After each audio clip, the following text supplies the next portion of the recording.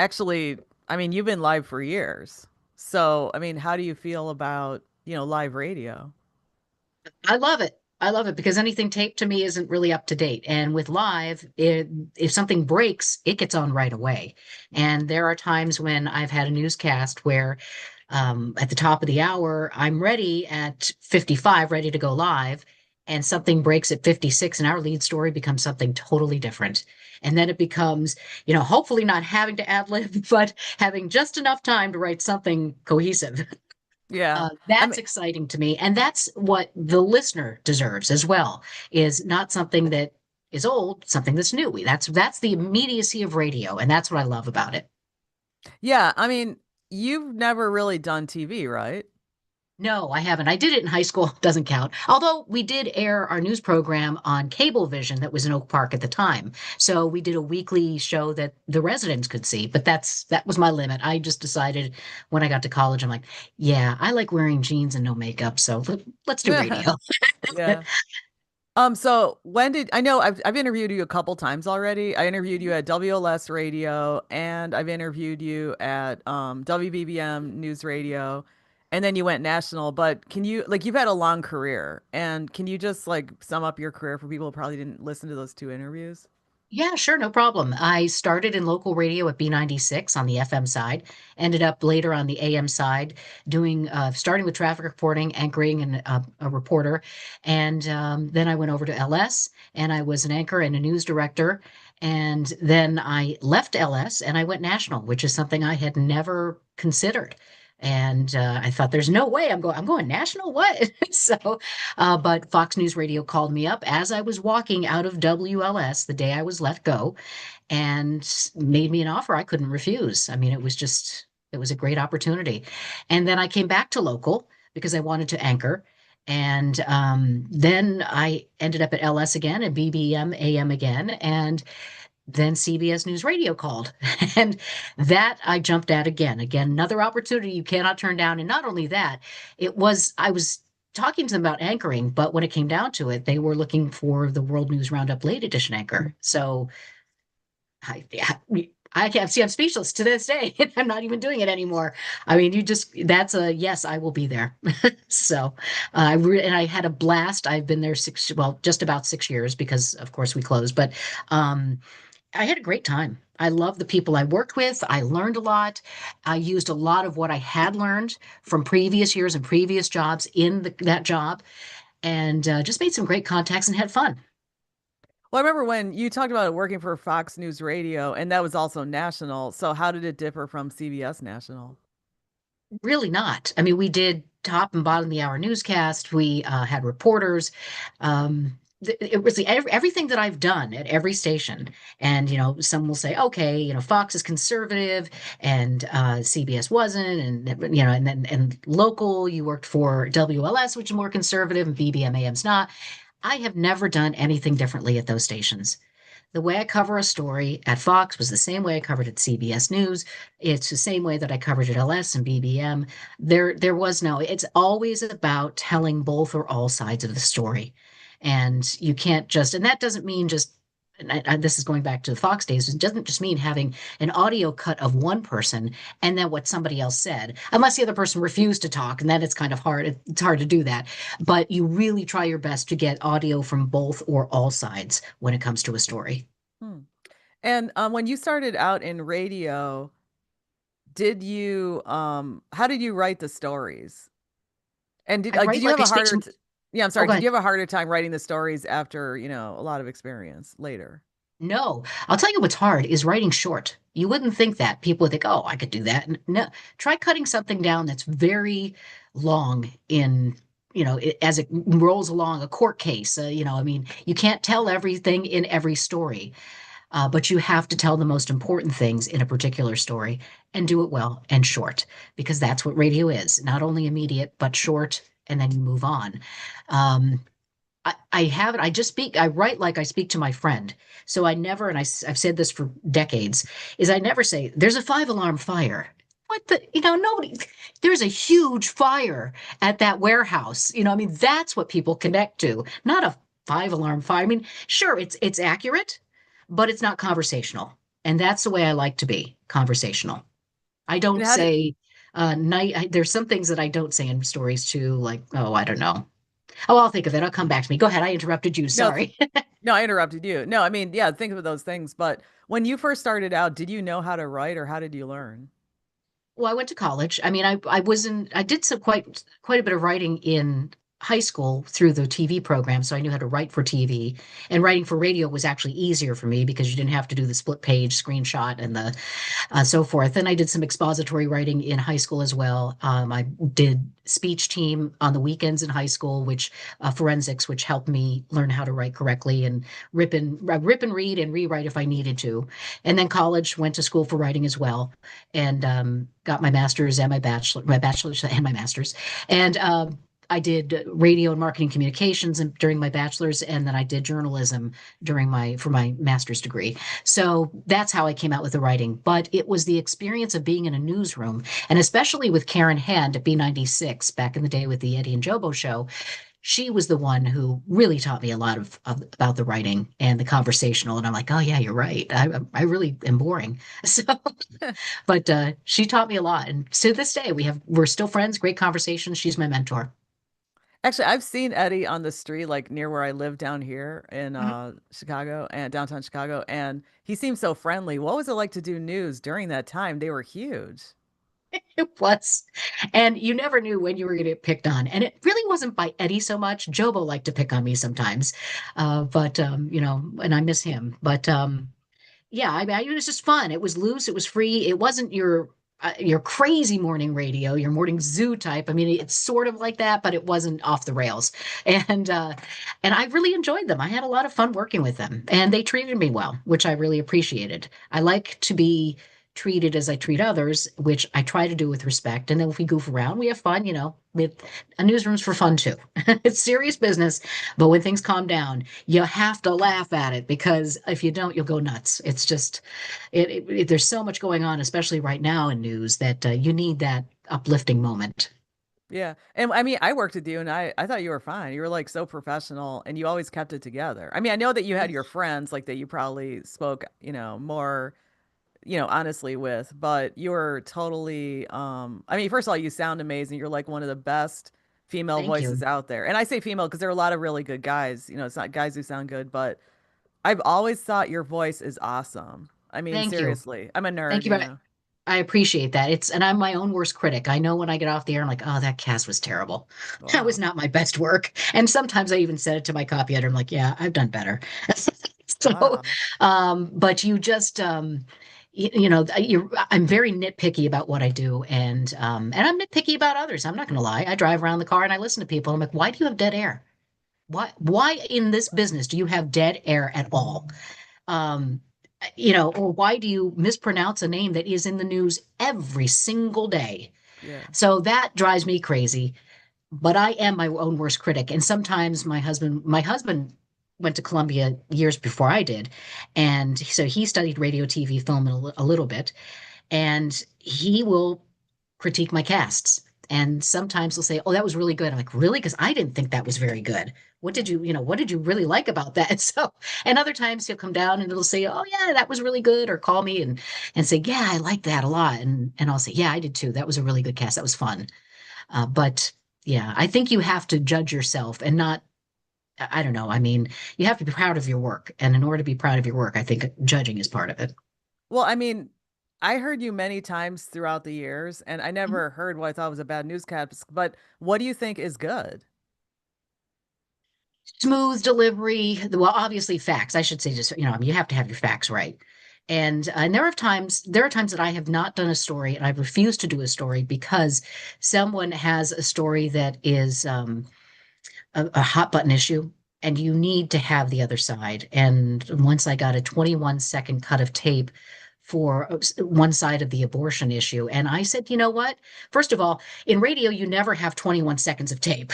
So I need 10 seconds from that side and, at least 10 seconds from the other side.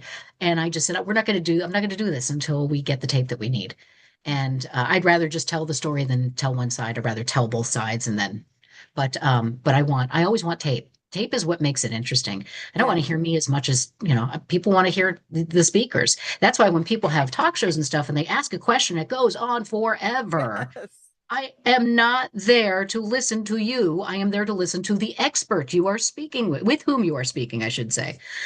So I yell at the radio all the time. Mhm. Well, it's funny So you use a dangling preposition. What do you think about that? Dangling prepositions. I love my prepositional phrases. I love.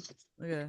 I catch people a lot doing that, and I catch as you see, I just caught myself. Mhm. I'm like, wait, I can't end the sentence with a with.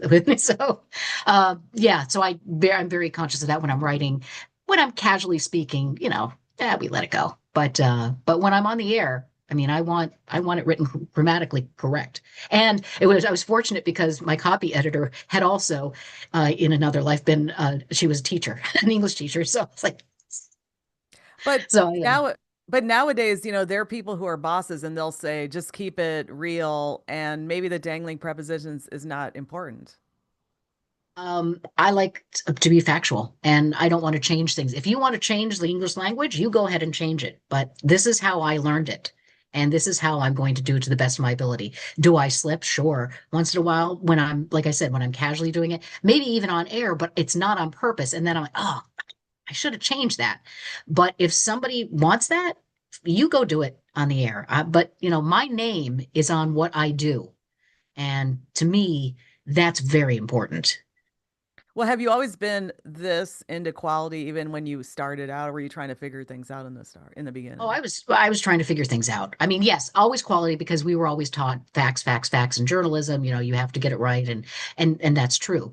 But um, when you first start in radio, I always knew what I wanted to do. I wanted to broadcast, and so I was very driven to do that.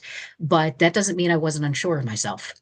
So, and that's when I say I never had a goal to get to network. I mean, you listen to Peter King or Frank Sedapani or Peter Mayer, or you listen to anybody on CNN or ABC or NBC, and you're like, I could never do that. And yeah, now that I've done it, yeah, you can do it. You really can. Um, and I've also gotten to work very well with New Yorkers. So, and they're tough if you can make it with them, And Bill Vitka too, I have to give him a shout out because he's a great guy and really welcomed me when I joined Fox, and I was just so beside myself. He and Chris Stanley welcomed me, so they were Who are great. who are they? What did they do? Anchors, they were anchors of CBS, and then I met them at Fox News Radio, and they were veterans, and they knew they didn't hold it. There were no punches. They didn't hold back. I mean, if you didn't do something right, they would tell you. And when they came to me and they said, "We like your work a lot," I was just flabbergasted, and Bill, I remember even said, "Come on down with me for a smoke." It's like, I don't smoke, but sure, let's do it. So, yeah, he was really great. And that's kind of the point where I was like, I think I made it. Nice. So, yeah. So they called you to go national. Well, they did. I mean, Fox called me, and then they happened to work there, and I met them when I went into the newsroom to do some training and some updating and stuff. So I'd already been working there. I went in I think I had to go to anchor one day. That's what it was. I had to anchor for Fox News Radio, and in one day I had to like travel to New York, and I had to learn the system. And then I had to anchor them the next morning, I think it was. And because I was there so early, that's why I ran into them because they were doing overnights. And it was just so nice to see them and meet them. Hmm. And also, tell me about New York. I haven't been there in several years, but I absolutely love New York. I love the people. I love the energy. If I were rich, I'd live there. But what's it like? It's like Chicago. It's funny. I went last year and I was walking to CBS, and for a minute, I forgot I was in New York. I'm like, it just seems so like Chicago to me where I was walking. Like when you're used to a big city, However, when I was young and my aunt lived on the Upper East Side, I used to go to Manhattan, and there are bits and pieces I remember of it. And at that time, I was like, this is so big, And now it's like, old hat. Yeah. And when you went to CBS though, how did you? Because the last time I interviewed you, it was actually right at the beginning of the pandemic, and we had to speak outside, and we were at Yes, WBBM News Radio. We kept handing. No, you had my recorder, and I had my phone, and then I put it together later. Okay, so we had right. to separate. So then, and then you worked at BBM, and then you went national. how did that happen?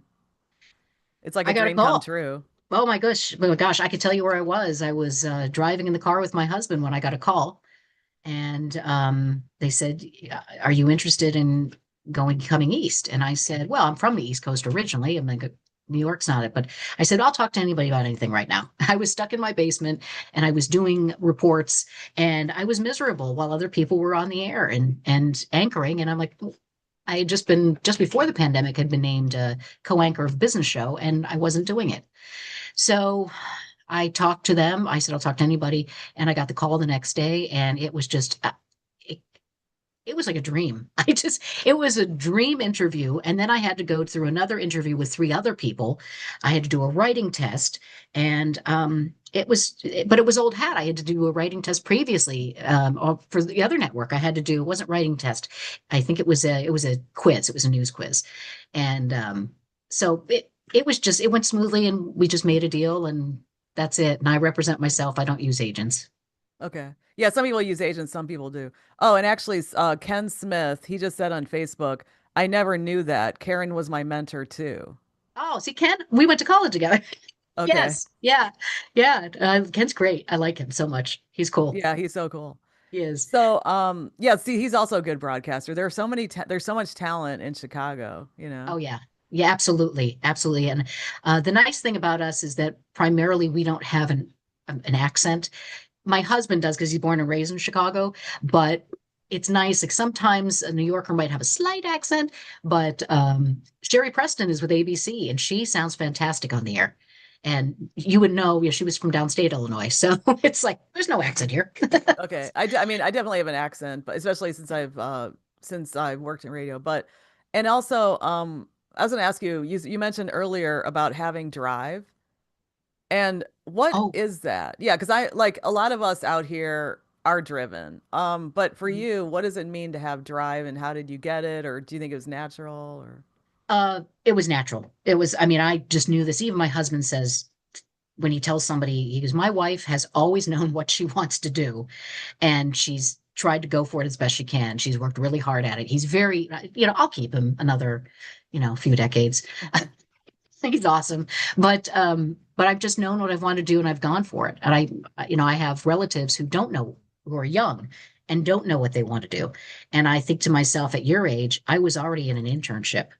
So that's what I mean by drive, is that you take the initiative, you talk to who you have to talk to. And if you're young, you need to do an internship, if not just one, at least two, because that is a great marker for telling you not only, oh, I love this, it might tell you, I really don't like this and I don't want to do this. So it sets another direction for you. And I think that's a good way to find out at the beginning. and actually before I ask you the next question as a follow-up, Scott Childers says on Facebook, Karen Hand was my instructor at Columbia College and I interned with her. Jen and I worked together at B96 when I was doing traffic with Eddie and Jobo. Karen and Jen are the best! Exclamation point. Scott is awesome. I'm going to come see him over at the college radio station that he's working now. WDCB. He's in the western suburbs, right? At COD, I Yeah. think. Yeah. So I'll probably drop in and go see him. Oh, I I've should do got some free that. time right now. So Yeah. Oh my gosh, yeah. yeah, because I interviewed him when he was working at some stations south in I think Will County or Joliet, I'm sorry.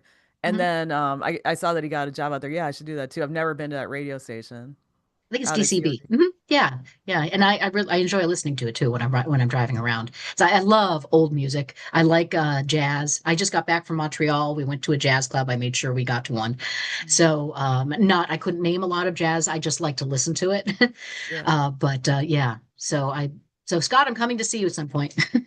Yeah, it doesn't say also on Saturdays because I work on Saturdays and I always listen to the old time radio show. I've listened to that for like decades. And Yes.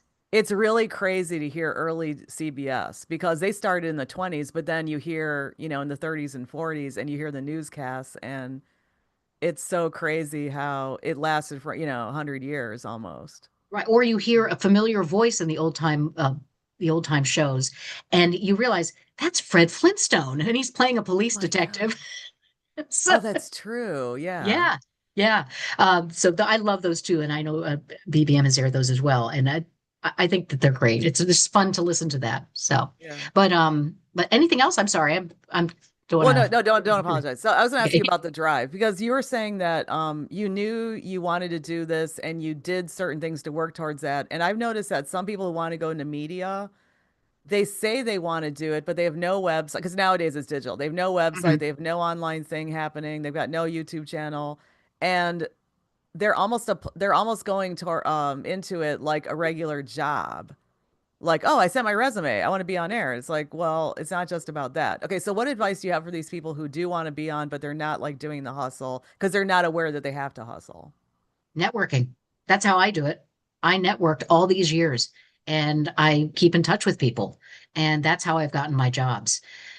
Whether it's they want to talk to somebody I know or they talk to me directly. And this time I've talked to people and then I've sent my resume and tape. And I've said, here, I just want to make sure you have this on hand. I don't want to bog them down with tapes and resumes. And, I mean, and I don't even really have to send an air check to some people because they've heard me on air and I know they have. So it's like you heard me every day. So, but I do it as a courtesy because I want them to have everything on hand, and it just makes the process easier. If you want to go online, you want to do Substack or you want to do YouTube or whatever, go for it. But be good at it. I mean, do something that's worthwhile for people to listen. I know everybody wants to podcast, and we had kind of a joke about what are the top 10 things you shouldn't ask a fired employee right now that's in broadcasting. And number one was, so do you want to do a podcast? It's because everybody asks us that. And I don't, I think it's oversaturated right now. I love certain podcasts, but you know, there's just so much distraction, and some people aren't good at selling their podcasts either. So they'll get on and they'll say something, I just out of the top of my head, come listen to our podcast about serial killers next week. And it's like, oh my gosh, why did you, that did not make me want to listen to your podcast. So if you're going to Mhm. advertise your podcast, please advertise it with energy and make me want to listen to it. But you probably remember when blogs were around because before podcasting, there were blogs. It was the same Right. kind of thing. Like everybody had a blog. Right. And I think some people on Facebook think that they're blogging. I think you're just forever like, no, these are supposed to be short guys, not Right. that long. So yeah, exactly. And I didn't really, blogging wasn't my thing. I write all the time for work and I just focus when I'm working, I focus on work. I don't, I think it's great if you have something that you're doing for work that lends itself to it and you want to do it. But I think that you really do have to want to do it. Because once it becomes a job for you, that's not fun. And probably if it becomes that, you're not putting out the best quality product you can. And so, are the people who are reading it going to turn away to say, yeah, I'm bored with this now. Well, also another thing is if you're actually working in the media and making money and having a career, sometimes you don't need the blog and podcast Right. because, yeah, you're putting your energy into that stuff. You are. And so, but I guess on the other side, you could say, but I really do have to keep my name out there. I really should do this alternative. This could support what I am doing. Um, but it's just I think it's an individual decision. I never felt like, oh, I have to do 20 things because I did that once when I was working part-time and I worked 5 part-time jobs. And I'm like, I don't know if I'm giving my best to any of these until I finally became full-time. I was like, wow, a day off and it's paid. What's Right. that? Or vacation, like I Yeah, can they take get a right. week vacation. Yeah. Yeah, exactly. But Um, yeah. oh no, go ahead. Go ahead. No. No, when you were starting out, I'm sure, there weren't a lot of computers around. And then of course that changed over the course of the radio landscape. Margaret, how old do you think I am? You're like Just my joking. age. Yeah. Yeah. You're like, I mean, I think you're my age, but the thing is, when we started out in life, I mean, literally when we started out, there computers weren't a thing. They were in these big rooms, and then personal computers entered, and then Mhm. but still, radio was not too quick to completely go digital. To go digital. Yeah, no, I did at B96. We had an IBM Selectric 2 typewriter, two of them, and we typed on that. And then we had the AP printer, which I always had to put ribbon in, and it was a mess on my ink, all that ink on my hands. And everybody who had to do that knows what I'm talking about. But when I got to BBM AM had the computers, that's where the money went to. So when I was over there, that's when I started using the computers and so forth. And I do remember somebody saying one day, "Hey, you should try this website. It's called Google." So, and look at where we are today. So, Yeah. But yeah, I was but gonna ask you, when computers came around and they were more newsrooms were using them more. Mhm. How did that affect your work? Oh, it was great. It's easier to type on a computer. And the problem with the computer at the time was it wasn't really translating to the other studios. So sometimes you had to print up your scripts as a caution, because then you also had carts too, which were looked like 8-track tapes that they had in the 70s.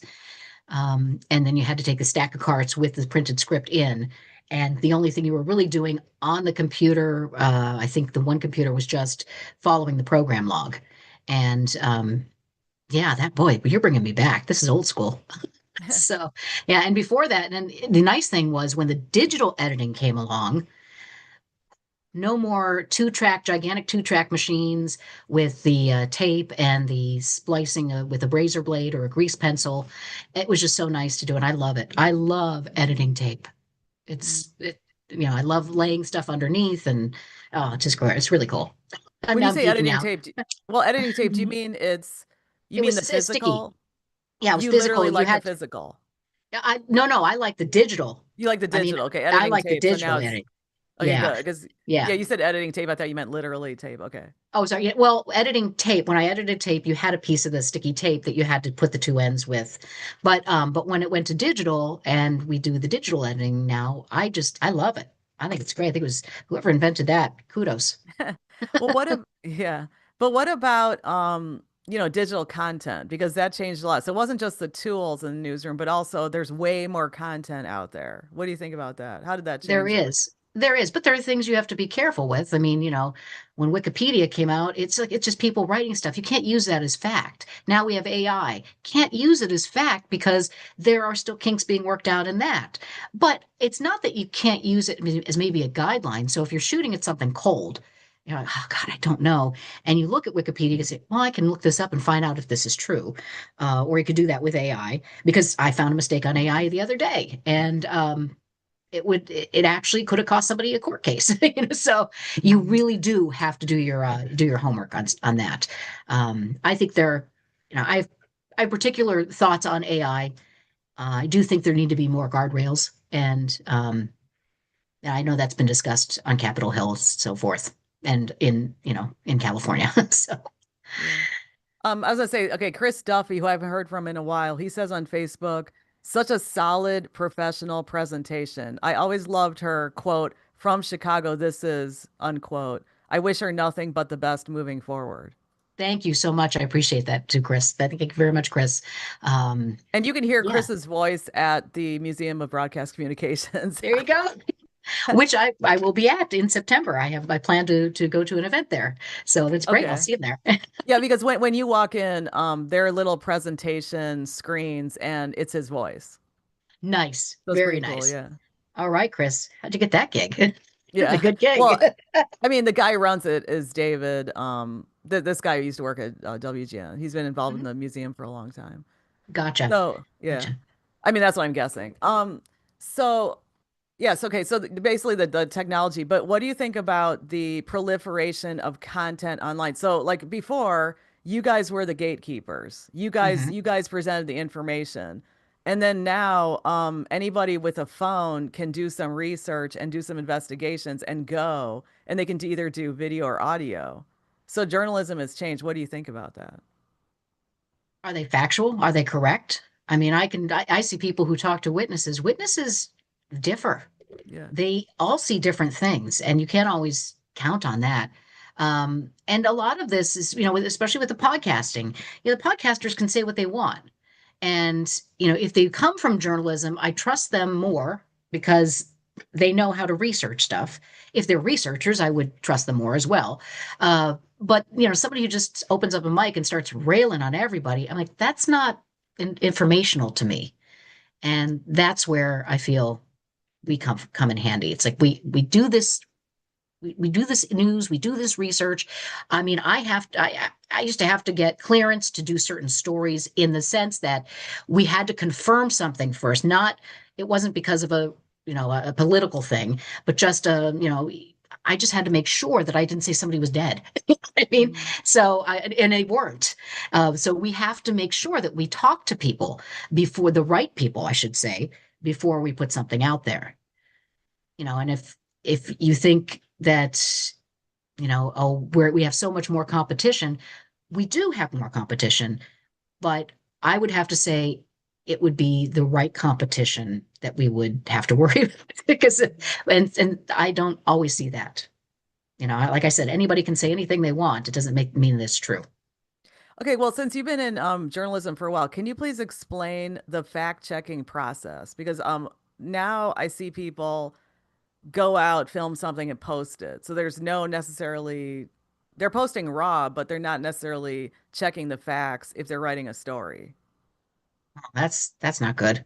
That's not journalism. I mean, if I'm checking, if I'm at a scene and I see it and I'm filming it, I'm there. Okay, I'm a witness myself, but I still have to call the police and find out what happened here, or call the fire and the paramedics. What to find out what the paramedics are doing. I still have to call them, and just because I can describe what I'm seeing, but I need to know what led up to this. And then I need to know afterwards what the follow up is with charges. So then I have to call the prosecutor's office and say, are there charges, going to be launched here? You know, Anybody can, again, roll a video and see what they see. And that's fine if it's factual, if it's not AI.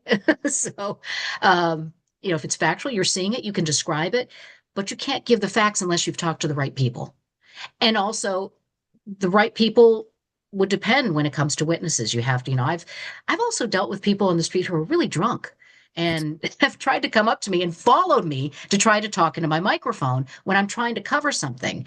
And sometimes I just let them talk into the mic and say something. So then I'm like, okay, I have to go. So, and then, it's tough on the street sometimes, believe me. Reporting is not easy. And that's why I'm pretty much done with it. I'm just in an anchoring now. Well, yeah, well, you paid your dues. I mean, I the, did. the biggest anchors in news broadcasting history did a lot of reporting before they ended up at that desk. Even today, when we see some people, we know that they were out there, Well, there are even two people. internationally. There are two people who I thank for helping me along the way. I mean, there are many, I think, but when it comes to reporting, Georgianne Herbert, who used to be the news director at BBMAM, said she liked me on the street because I had energy. And I thought, okay, well, then I should do some more of that. And the late David Rowe, who was a dear friend, an anchor at WBBM AM, said to me, kid, if you want to be a good anchor, you have to be a reporter. It makes you a better anchor. And he was right. He absolutely was right. So when I do a story and I say something about NATO or the European Union, I've been in those buildings. I've seen things in those buildings. I know what I'm talking about. Somebody in Chicago or somewhere else, may not, they may be anchoring, but if they weren't a reporter, they weren't at those places and they didn't see that. I stood outside a serial killer's home. I've been in EF5 tornado zones in Joplin and Moore, so Joplin, Missouri, and Moore, Oklahoma.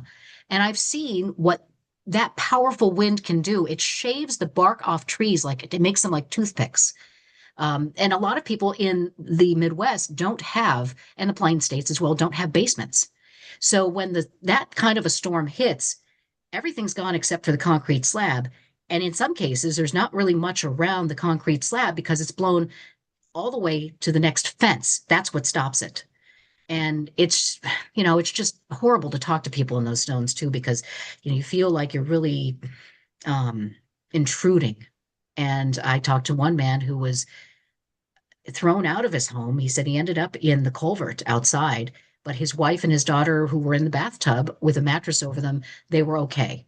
So he was, and before I even put him on tape, I asked him, are you okay to talk? Would you like to talk? And if you don't, I'll just keep walking. And he said, no, I'll talk to you. So I never stick a mic in somebody's face. I always ask them first. Um, and even though I'm polite in the field, I try to be, there are people who have not been polite to me in the field. So. So, how do you deal with that? What was that like? Well, sometimes I just ignore them. You don't really want to rev them up. But there was one person, I was interviewing somebody, and there was a person who I think was a teacher. I'm not sure what exactly. It was during a teacher's protest, so I thought she perhaps was a teacher. And she said something to me, and she said, "Oh," I looked at her. She goes, "What are you smiling at?" And I was like, "What?" And then she walked away, so I followed her. And she turned around and she was stunned to see me. And I said, I smiled because my grandmother taught me to be polite and use manners. And two women standing next to her go, oh, like boom. And I was like, boom. I am such, and Cisco Cotto of WBBM will tell you this. I always complain when people do not have any manners. It's something we have just lost. Everything from please to thank you to no thank you. My grandmother was the one who taught me not to say hate. We don't say hate. We dislike something. So we dislike that food, so I mean that she was the one who really instilled that in me. And I like to still do that. But boy, I'll tell you, I go to the supermarket now and it's like zombie land and nobody's saying anything. It's just people are rude, really rude these days. And that's the phrase Cisco would remember of me because I would say people are rude. I mean, your So grandmother, it sounds like a Southern sensibility. She's northeastern Pennsylvania okay. and Italian. Yeah. Okay. And so she was very Catholic. And so when I went to church, I had to sit straight. I had to fold my hands. I could not talk to the cousins. No way. And I could not eat 1 hour before communion. So yeah, she taught me right. And I wish that more people had that or remember that they had that if they did.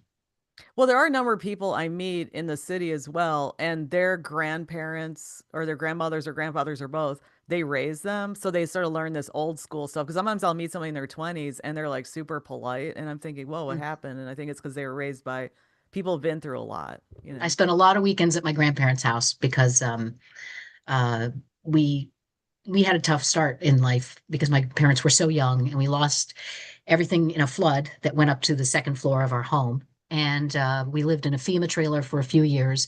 And then by the third year, we had to pay $50 rent a month, my mother said. And then we had to move out of it. And I remember the trailer like the back of my hand, and she couldn't believe it. I'm like, oh, yeah, told her where the bedrooms were and the gaudy brown paneling and stuff. But then we moved into ecumenical housing, which was, think kind of like Section 8. Section 8 is more of government, but ecumenical housing is really the churches gathered together to try to help you out. And then we moved into a home back in the flood zone that was infested with roaches. And my dad had to bomb the place. And when he did, he and I went back, and he had to clear a space for me with the through the dead roaches for me to sit on a stair while he cleaned them all up. So my grandparents really helped us out during that period. And I thank them tremendously. They're gone, but they really are great. They were great people, and I think of them all the time. well, then that must have really affected your journalism career, being through that It hardship. it does. I went to a flood zone and in Iowa, and I asked a guy who was getting ready to go into his home. I said, "May I impose upon you to go into your home with you?" I said, "I have been in a flood, and it went up to the hem of my father's pants in the second floor closet." And he's like, "Oh, absolutely." And we went in, and his water line was up to the ceiling of the first floor. I don't, it looked like it crested right there. But it was kind of a funny event because then what happened was they were very good about it. Because when you get to that point, laughter can be the best medicine because you're just so distraught. But they came out with a refrigerator and then somebody put it down and they opened the freezer and somebody goes, "Oh, sticks." And it was in the middle of the summer. So you can only imagine how bad it smelled. So it's just, that was kind of neat. Yeah, it's it's interesting. And somebody I went to high school with was one of Dahmer's victims, and I was on the news desk when it crossed, and his name crossed, and I said, "This can't be the same guy that I went to school with in Oak Park," and it sure was. And then another time, not only so there's so many there was a woman that I went to high school with as well who was just the sweetest girl, and she was killed and found months later. And those kind of things you never want to be on the desk for, and you never really want to see but your experiences do play into that and how you know people, and it comes to play. It does.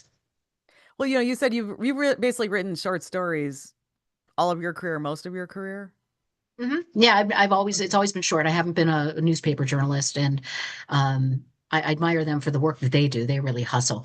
uh, but yeah, no, I've always done short because you stories for the network have to be pretty much like 25 to 30 seconds preferably. They can go 35 if they're good, and that's with a lead. But sometimes you can go longer with local, but you shouldn't because then you lose your story count and you're not telling people as much as they should know or that they may want to know. Okay, because I was thinking that sorry, something just popped up on Facebook. Mhm. Um because you have so many stories, through your experience and things you found out. And there is some radio that goes longer than 40 seconds. Would you Mhm. ever like to do longer stories?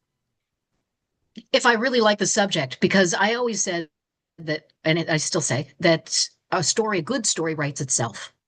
And if you get a good story that writes itself, then that means you've done something you really like. It just didn't take much effort to put it out there, and you've probably done a good job writing it.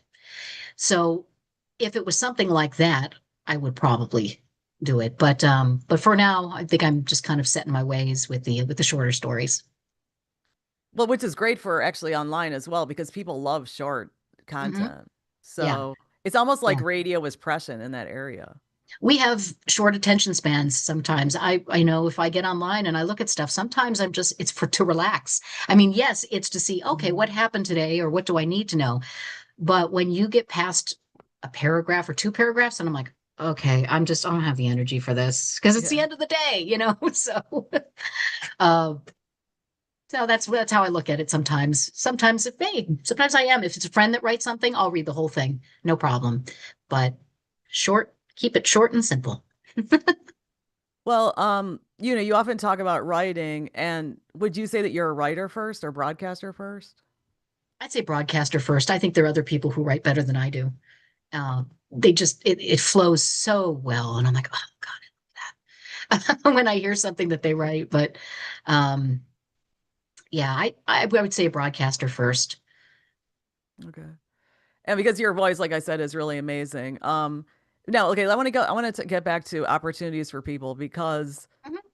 you were talking about networking, and now that there's not a lot of offline stuff happening as much as, let's say, 10 or 15 years ago or whatever.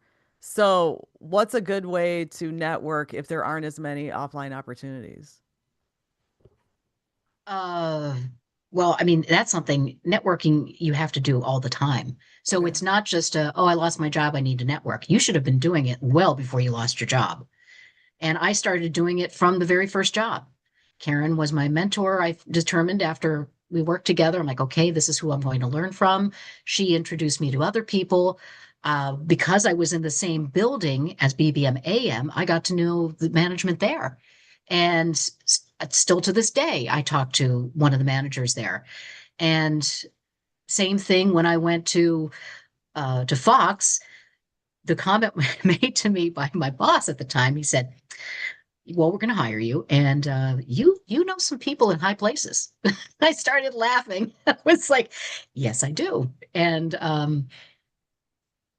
because I kept in touch with them, you know, and it wasn't to use them. It was we would just chat in general. So it's not I need you right now because I need you to do this and be on my resume and blah blah blah. I always confirm with people if they will remain on my resume as far as references go, but I also tried to talk to them in between just, you know, because I enjoyed them. If I didn't like them, they wouldn't be on my resume. So I genuinely like them. And I think that really is a great way to do it. As far as jobs go, it's tight, Mhm. especially in radio. I mean, we're hearing about cuts all the time. But I think there are, you know, if you're younger and you're really into the AI thing, you're really, you know, I think you have some opportunities out there, even though I kind of looked away when I said it. But like I said, I think there needs to be some guardrails with them when it comes to that, and some precaution. Yeah. And I think when people are creating, I mean, there are a lot of creators who don't like AI. They don't want AI. They want to create, even if they're creating something as part of lesson plans, for instance, they'll Mhm. do it from scratch because they don't want to be a fake creator. They want it to come from them. You know, if you're a doctor and you want to do AI and you want to take your notes that way so that you can listen more to the patient, I'm fine with that. But if you're writing something, it should come from you. And that's how I feel. If I'm writing something, I don't want somebody writing it for me because it's not mine. And even if I'm the only one who knows it, it's still not mine. So I feel I get why people, you know, I get this whole thing about not wanting to use it for certain things. And maybe we'll find out that there are certain things it's really good for and other things just not so much. And then that just like anything else fades away. We don't use it for, you know, doing this. And in some schools, I think school students are fighting back. Some commencement speakers have been booed on stage when they start to talk about AI. So I think encouraging that students are paying attention. I love it. Rock on, grads. So, Yeah, and I remember Bill Maher. I'm thinking Bill Mahler, the guy we used to work with. right. Yeah, I love Bill Mahler. But yeah, Bill Maher had a just last week he had his commentary about, this is your generation, do something about AI. You guys are the ones that can Right. stop not stop AI totally, but stop the scope of it. Make But it I was used for the right thing. Make it used for the right thing. What if, if you think that it could offer some help, like I said with the doctor, I appreciate that because my doctor can now listen to me more intently than she used to. Um, don't have a problem with that. And I know what else it's being used for, and you give permission if you don't want to share it, so forth. So yeah, sorry, I interrupted you. That's fine. No, you're the guest. I'm not the guest of my own play of my own thing. Oh, hey, I like you. Right. Remember, it falls in line with what I said about the guest is here. Don't Right, ask a right. mile long question or read me a tome of your life before. Yeah. Yeah. Anyway. No, I was gonna say that what the thing about creativity that I realized, because I've been writing for a long time and doing this and editing my own stuff. I never use AI to edit audio ever. Mhm. But I think it's also the process of creating that is so satisfying because it's coming from you. Nobody's telling you to do it. Right. It's something special. It's not just the fact that you're creating it, it's the experience of creating it. And it's your experience. Yes. It belongs to you. And I think there's a satisfaction when you put it on. Now, if you're writing something painful or about something painful, I think that could be therapy for you and anyone. I mean, I'm not just saying it, but for a person. Um, and it's just so personal, and I think that that could actually help in some way by writing it down. And I like to own what I do. And if I do something with my name on it, I still say it's my name. I want to make sure it's right. I'm not saying I'm perfect. I do make mistakes. I have made mistakes. Some of them funny, but we all have some of those. But I want to make sure that it's me, that you're getting it from me. And if somebody puts my name on something, I'm gonna have a huge beef with that ever. Well, do you think that there should be disclaimers when writers Yeah, or broadcasters use AI? yeah, I think there should be. Yeah, and also too, I can't. Some of these commercials that I see on TV are so bad. They don't even need to tell me that they're AI, and it's almost like they look like Max Headroom from the '80s, where they have bad edits, and it's just the telltale signs of it. I do see some stuff online that they say this was AI generated, and I appreciate that. But then I'm also like, why are you AI generating? And I guess it's just that they want audio with what they're posting on this. And I'm like, well, how truthful is your story? If your AI is generated, is your story even true? Are you just making stuff up out of the air? So I don't know. It's a weird place we're in right now.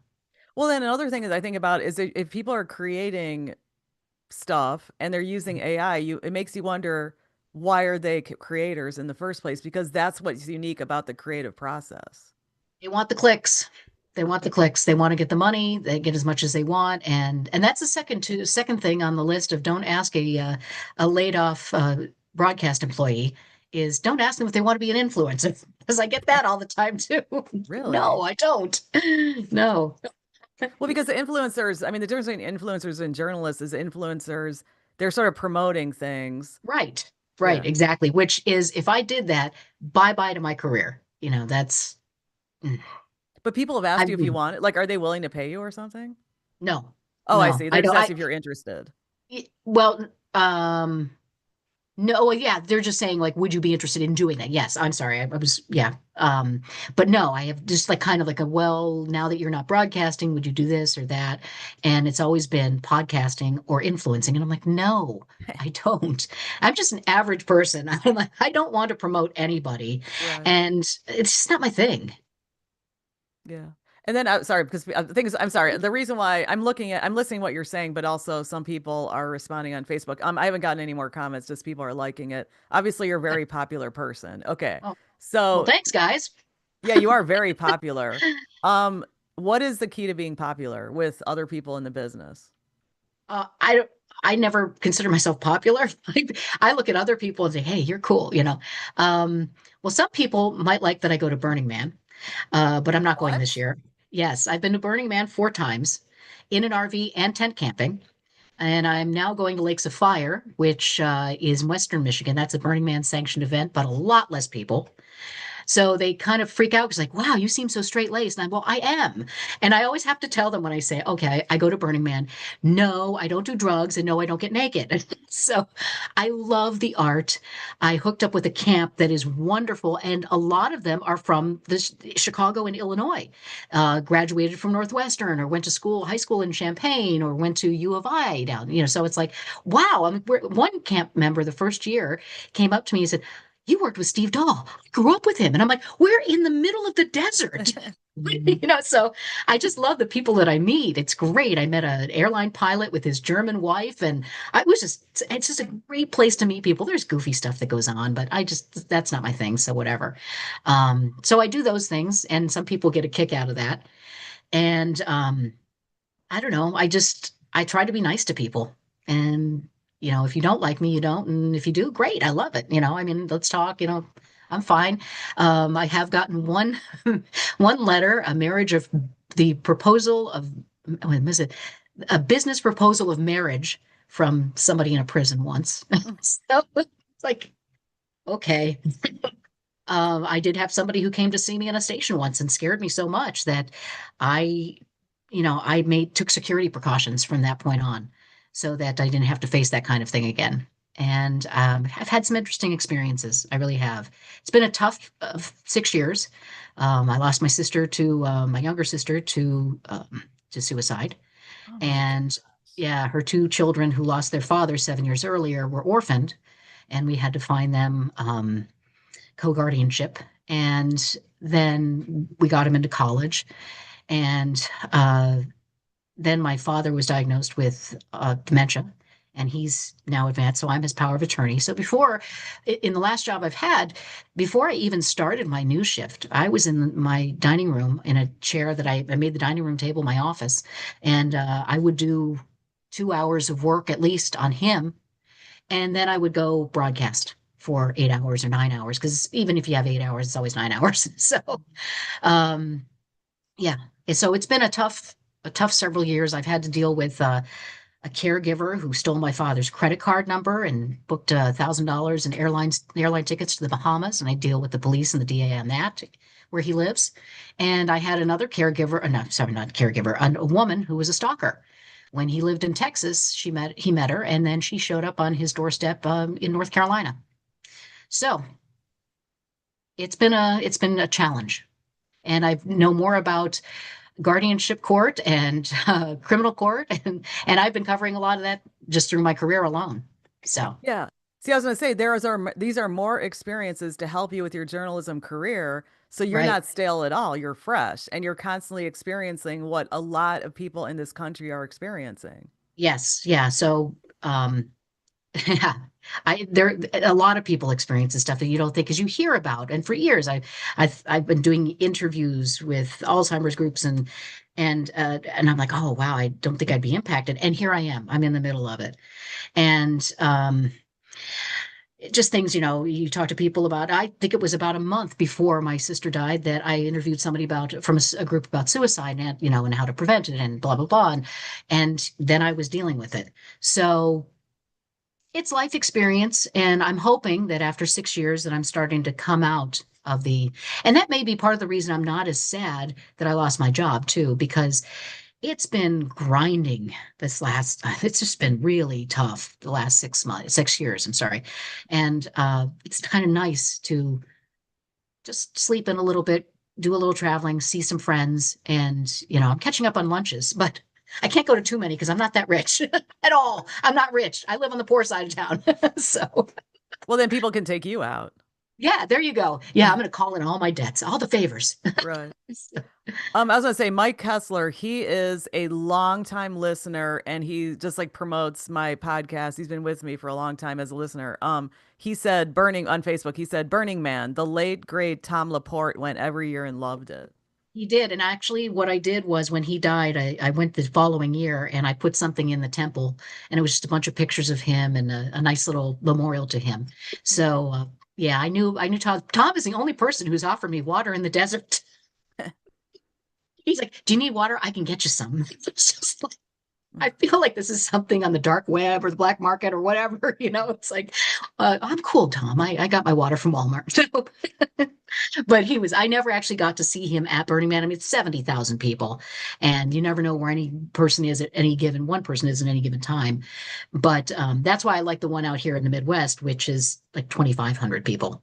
And there are chances you'll run into people. So it's great. Well, for now it's 2,500, but how did you get into that whole thing? You don't strike me as a Burning Man like other people have told you. Somebody told me a story from a high school. We had a high school gathering, and they told me a story about somebody who got caught on a to catch a predator. And within that story they said, "Oh, do you remember this guy? He used to be with us." And I'm like, "Yeah, I remember him." And they said, "Well, he started this band and he was playing at Burning Man, and then he got caught on to catch a predator." So my question was, "What's Burning Man?" And I went home that night and I looked it up online. And it took me 3 years to find somebody to go with me, because my husband had no problem with me going. He just didn't want me going alone. And it wasn't his thing, and I didn't want him to come with me because I'm like, I don't really want to be responsible for your happiness on this one, because you might not be happy. So he was very understanding. So it turned out that my friend from second grade in Philadelphia said, when I told her 3 years after I had been looking, I said, I guess I can't go. And she said, where do you want to go? And I said, I want to go to Burning Man. And she goes, oh my gosh, that's on my bucket list. And my friend runs one of the camps. And it turns out that friend was the one that lives in Philly, but graduated from Northwestern and went to school down in central Illinois. So it's just high school. So it just, the connections were really, it just all worked out. And that's how I got into it. And it was overwhelming the first year. But then we decided we're going to get some sleep, have some dinner, go to bed early, and we got up, and the next day it was totally different. We were exhausted. That's what happened. And we loved it, and we went back. She went back with me 2 other times, and then my husband ended up going with me a third. I guess, yeah, she went. Yeah, he went with me a third time, and then a fourth time, and that's when she joined us. And we got an RV that time. So they love the RV. So now I guess I'm hooked. I like camping. So But what did you do when you were there? I've never been there, but there are some Burning Man adjacent events here in the city. They've been there going are. for many years. They're small, but I've never been Yeah, to anything.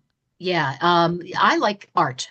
And I like modern art. I mean, yes, I like the Renaissance and all that stuff, but and I've been to Italy and I've been to the museums, but there's something to me that is exciting about being able to walk through, crawl over, touch, interact with art. And that I love. And the thing that is so neat is we are in the middle of a desert with absolutely no power and no water, and it looks like Vegas at night.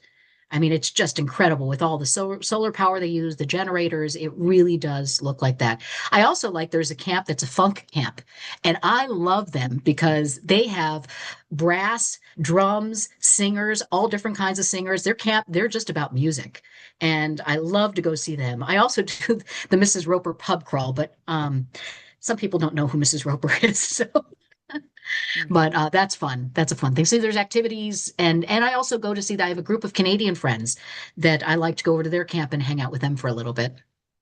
Did you meet them at Burning Man? Hmm.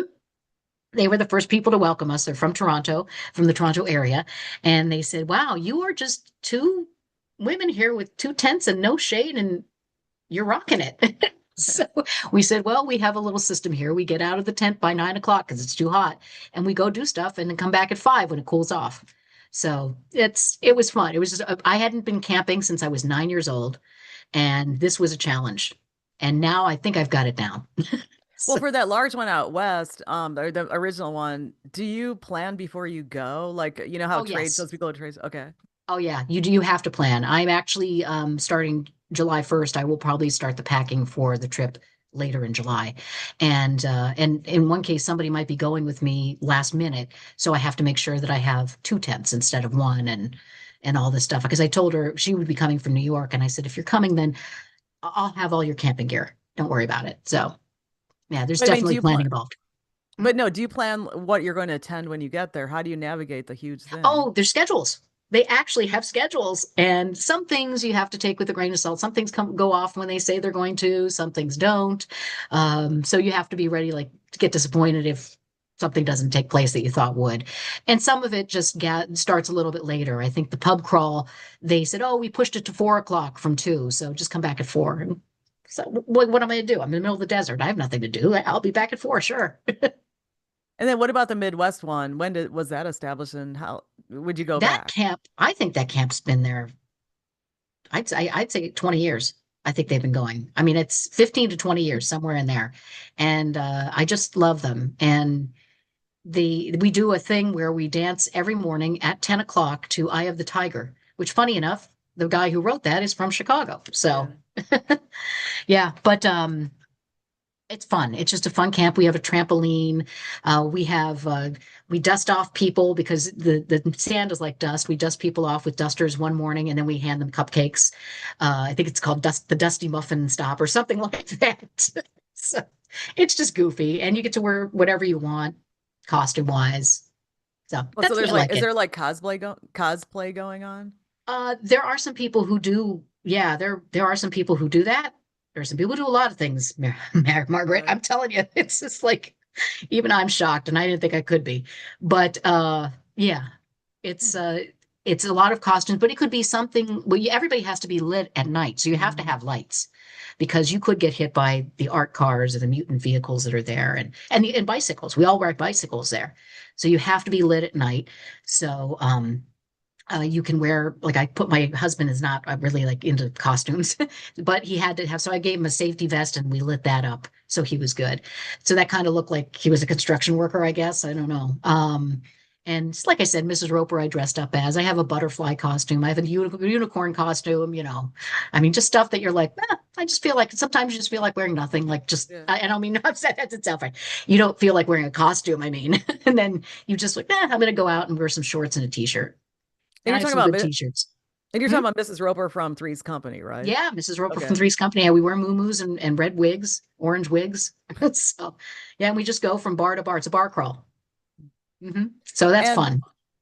and then also, are you still really into cars? Because didn't you host that show? I am. I was on Drive Chicago, and when I left that, I then joined the Midwest Automotive Media Association with the help of the two gentlemen, Jim O'Brill and Mark Bialik, who we uh, did the show together, and they got me into the Midwest Automotive Media Association.